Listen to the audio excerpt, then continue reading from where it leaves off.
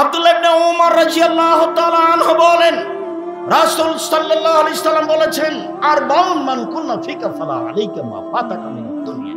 চারটি জিনিস আছে যার, সবকিছু আছে তার।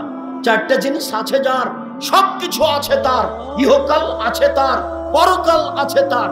চারটি জিনিস আছে যার, সবকিছু আছে তার। ইহকাল আছে তার, পরকাল আছে তার। এক, হুসনু খালিকাতিন, ভালো আচরণ, চাল চলন ভালো যার, ইহকাল তার। চাল চলন ভালো যার, পরকাল তার। দুই, সিদকু হাদিসিন, সত্য কথা। সত্য কথা যার, ইহকাল তার। সত্য কথা যার, পরকাল তার। সত্য কথা নেই যার, ইহকাল নেই তার। সত্য কথা নেই যার, পরকাল নেই তার। তিন, ইফাতুন ফি তুআমাতিন, বৈধ রুচি। চকলেট দিয়ে ব্যবসা করবেন, কলকাতায় হিরোইন কিনে ঢাকায় বিক্রি করার চেষ্টা করবেন না। লোন নিয়ে, ঋণ নিয়ে, কর্জ নিয়ে কোটি কোটি টাকার ব্যবসা করিয়েন না, ভুল হিসাব। রাসূল সাল্লাল্লাহু আলাইহি সাল্লাম এমন একদিন সালাত আদায় করেননি, এই দোয়াটা না পড়ে তিনি সালাম ফিরেননি। এই দোয়াটা তিনি পড়তেন, আল্লাহুম্মা ইন্নী আউযু বিকা মিন আযাবি জাহান্নাম। হে আল্লাহ, তোমার কাছে আমি জাহান্নাম থেকে বাঁচতে চাই। ওয়া আউযু বিকা মিনাল কবর, তোমার কাছে আমি কবরের শাস্তি থেকে বাঁচতে চাই। ওয়া আউযু বিকা মিন ফিতনাতিল মাসিহিদ দাজ্জাল, তোমার কাছে আমি দাজ্জালের ফিতনা থেকে বাঁচতে চাই। ওয়া আউযু বিকা মিন ফিতনাতিল মাহইয়া ওয়াল মামাত, তোমার কাছে বাঁচতে চাই ইহকালের ফিতনা হতে। তোমার কাছে বাঁচতে চাই পরকালের ফিতনা হতে। ওয়া আউযু বিকা মিনাল মাসামি ওয়াল মাগরাম, তোমার কাছে বাঁচতে চাই বড় পাপ হতে। তোমার কাছে বাঁচতে চাই ঋণ কর্জ হতে। তোমার কাছে বাঁচতে চাই বড় পাপ হতে। তোমার কাছে বাঁচতে চাই ঋণ কর্জ হতে। ঋণ কর্জ আছে যার, জানাজা নেই তার। ব্যাংকে চাকরি করে, লোন নিয়ে বাড়ি গাড়ি করেছে, বউ খুশিতে আছে, দুনিয়ার পাগল, মাথায় গোবর আছে। নিজেকে দেখাচ্ছে ধনী মানুষ, তাহাজ্জুদ পড়ছে, প্রতি বছর হজ করতে যায়, উমরা করতে যায়। সম্মানিত দ্বীনি ভাই বোন, রাসূল সাল্লাল্লাহু আলাইহি সাল্লাম পরের বাক্যে বললেন, হিফজ আমানাতিন, আমানত আছে যার, সবকিছু আছে তার। আমানত নেই যার, কোনো কিছু নেই তার। আমানত রক্ষা করার চেষ্টা করতে হবে। মালিক, পিতা, প্রধান শিক্ষক 100 টাকা দিয়ে বাজারে পাঠিয়েছে, 90 টাকা বাজার করে 100 টাকার ভাউচার দেখাবেন না, তার মানে আমানত গেছে। এ দিয়ে জান্নাত লাভ করা যাবে না। আমানত নষ্ট করে জান্নাত লাভ করা যায় না। সম্মানিত দ্বীনি ভাই বোন, বলছিলাম আব্দুল্লাহ ইবনে আমর রাদিয়াল্লাহু তাআলা আনহু বলেন, রাসূলকে বলা হয়েছিল, আইয়ুন নাসি আফজাল, আল্লাহর নবী সবচেয়ে ভালো মানুষকে, আইয়ুন নাসি আফজাল, সবচেয়ে ভালো মানুষকে। তখন আল্লাহ রাসূল বললেন, মাখমুমুল কলব সাদুকুল লিসান। মাখমুমুল কলব সাদুকুল লিসান, অন্তরে নিরাপদ যে, মুখে সত্যবাদী যে, সেই হলো সবচেয়ে ভালো মানুষ। সাহাবীগণ বললেন, নারিফু সাদুকুল লিসান ওয়ালা নারিফু মাখমুমুল কলব। মুখে সত্যবাদী এটা জানি, কিন্তু অন্তরে নিরাপদ এই ভাষা বুঝতে পারলাম না। রাসূল সাল্লাল্লাহু আলাইহি ওয়াসাল্লাম বিশ্ববিদ্যালয়ে পড়েননি, ভাষা বললে সাহাবীরা অনেক সময় বুঝতে পারতেন না।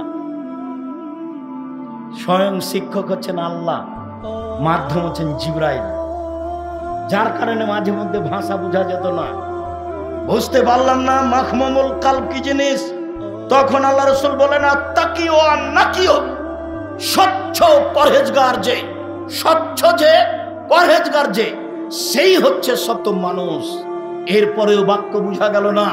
তখন আল্লাহ রাসূল বললেন, মা ইসমা আলাইহে মা ইসমালাহু, যার পাপ নেই স্বচ্ছ সে। ওয়ালা বাগিয়ে, সীমা লঙ্ঘন নেই যার, স্বচ্ছ সে। ওয়ালা গিল্লা, আত্মসাৎ নেই যার, স্বচ্ছ সে। ওয়ালা হাসাদা, হিংসা নেই যার, স্বচ্ছ সে। চারটে জিনিস আছে যার, সবকিছু আছে তার, সেই হচ্ছে স্বচ্ছ, সেই হচ্ছে পরহেজগার, সেই হচ্ছে ভালো মানুষ। এক, পাপ নেই যার। আরে পাপ নেই যার মানে পাপ তো সবারই আছে। আনাস রাদিয়াল্লাহু তাআলা আনহু বলেন, রাসূল সাল্লাল্লাহু আলাইহি ওয়াসাল্লাম বলেছেন, কুল্লু বানি আদম খাত্তা, খায়রুল খাত্তাইন আত-তাওয়াবুন। আদম সন্তানই পাপী। সবচেয়ে ভালো পাপী সেই যে পাপ করার পরে বলে আল্লাহ আমাকে ক্ষমা করো, আস্তাগফিরুল্লাহ। ইবলিসকে যখন আল্লাহ বললেন সরে যা, তখন ইবলিস বলল আমার একটা কথা শোনেন, আমাকে বেঁচে থাকার সুযোগ দেন ইলা ইয়াউমিল কিয়ামা, কিয়ামত পর্যন্ত। তখন আল্লাহ বললেন ঠিক আছে দিলাম, ইলা ওয়াক্তিম মালুম, একটা সময় পর্যন্ত দিলাম। তখন ইবলিস বলছে রব্বি, হে আমার প্রতিপালক, ইজ্জতে, তোমার সম্মানের কসম, তোমার ইজ্জতের কসম, তোমার মর্যাদার কসম, লা উবিয়ানিল ইনসানা মা দামাত আরওয়াহুম ফি আসাদিহিম, আদম সন্তানের দেহে যতদিন পর্যন্ত শ্বাস থাকবে আমি শয়তান তাকে ভুল পথে নিয়ে যাব, আমি তাকে ভ্রান্ত পথে নিয়ে যাব। তখন আল্লাহ তাআলা বললেন শোনো, ইজ্জতি ওয়া জালালি ওয়া ইরতিফায়ে মাকানি, ইজ্জতি ওয়া জালালি ওয়া ইরতিফায়ে মাকানি, আমার সম্মানের কসম, আমার ইজ্জতের কসম, আমার মর্যাদার কসম, আদম সন্তান যতবার বলবে আস্তাগফিরুল্লাহ ওয়া আতুবু ইলাইহি আগফির লাহুম, আমি ততবার তাকে ক্ষমা করে দেব। যতবার আমাকে বলবে আমার ভুল হয়েছে ততবার আমি তাকে ক্ষমা করে দেব। সম্মানিত দিনী ভাই বোন, আদম সন্তান পাপী এ কথাই ঠিক, ক্ষমা চাইলেই নিষ্পাপ হয় এ কথাও ঠিক। এক, পাপ নেই যার। দুই, অলা বাগিয়া, সীমা লঙ্ঘন নেই যার। সীমা লঙ্ঘন বলেছি সবচেয়ে ছোট সীমা লঙ্ঘন, 100 মরিচ নিতে গিয়ে একটা মরিচ হাতে নিয়ে বলছেন তোমার মরিচ কেমন দেখি, এবার দাড়ি পাল্লা ঠিক হয়ে গেছে, হাতের মরিচটা কোথায় রাখবেন? যদি তার পাল্লায়, নিজের পাল্লায় রেখে দেন তাহলে আপনি সীমা লঙ্ঘনকারী, আপনি বাগী। আর যদি ওর ডালিতে রেখে দেন তাহলে আপনি ভালো, এটা ছোট সীমা লঙ্ঘন। বড় সীমা লঙ্ঘন জোর করে জমি দখল করেছে, ক্ষমতার দলে দাপট দেখে জমি দখল করেছেন। ওয়ালা গিল্লা, আত্মসাৎ আছে যার সে ভালো মানুষ নয়, আত্মসাৎ নেই যার, আমানতদারি আছে যার সেই স্বচ্ছ, সেই পরেশগার, তারই অন্তর হচ্ছে পরিষ্কার। 4, ওয়ালা হাসাদা, হিংসা নেই যার, হিংসায় মানুষ জ্বলে যায়, হিংসায় মানুষের ক্ষতি করে। একজন মানুষের ব্যাপারে কিছুই বলল না, শুধু একটা কাজ করলো জাতির কল্যাণের জন্য, আর একজন এমন লেগে গেল যে তার ভাষা দেখলে অবাক হতে হয়, মনে হচ্ছে যে ওর বাড়ি ঘর জ্বালিয়ে দিয়েছে। ওর রাগ দেখে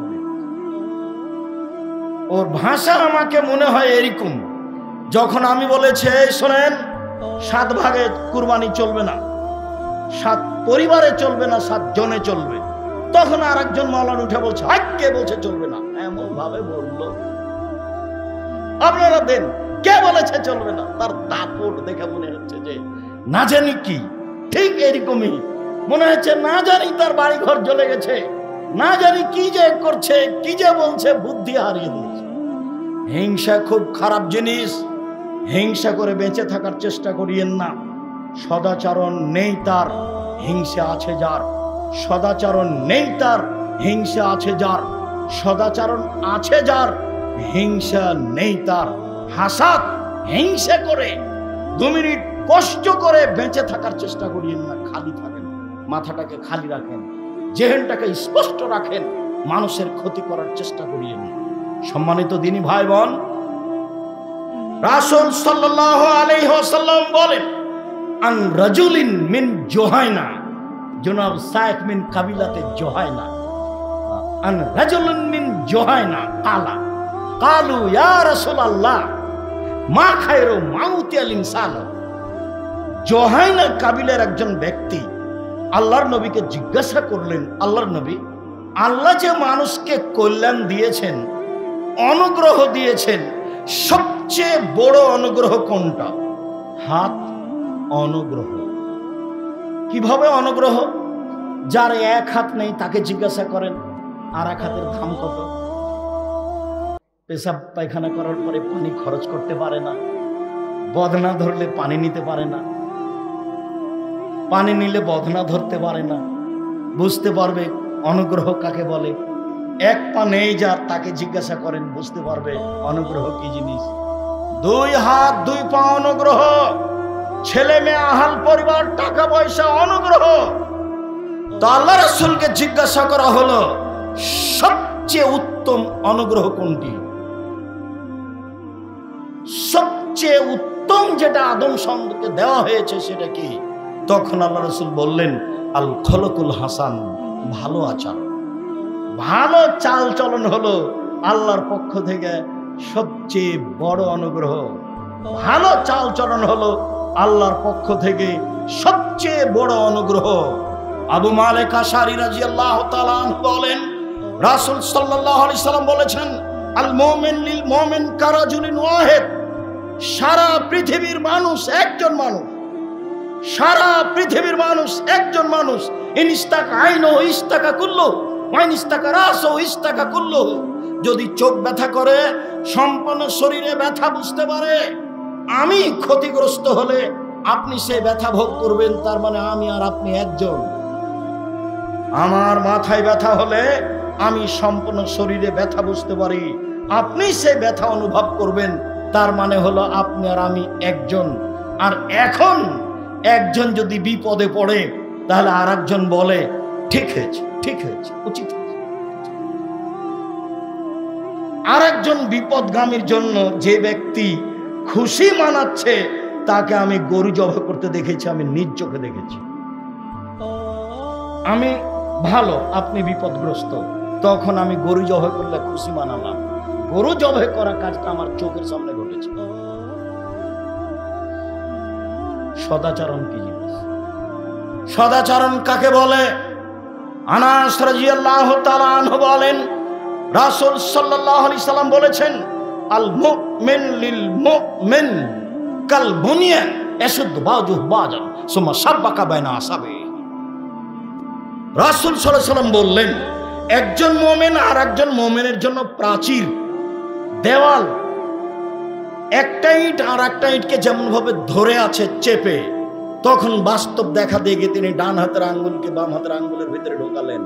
পৃথিবীর মানুষ দেখো, ডান হাতের আঙ্গুল বাম হাতের ভিতরে যেমন ঢোকে গেল, একটা আর একটার সাথে লেগে আছে। সারা পৃথিবীর মুমিন পুরুষ নারী একজন মানুষ। একজন ব্যথিত হলে আর একজন ব্যথা বুঝবে।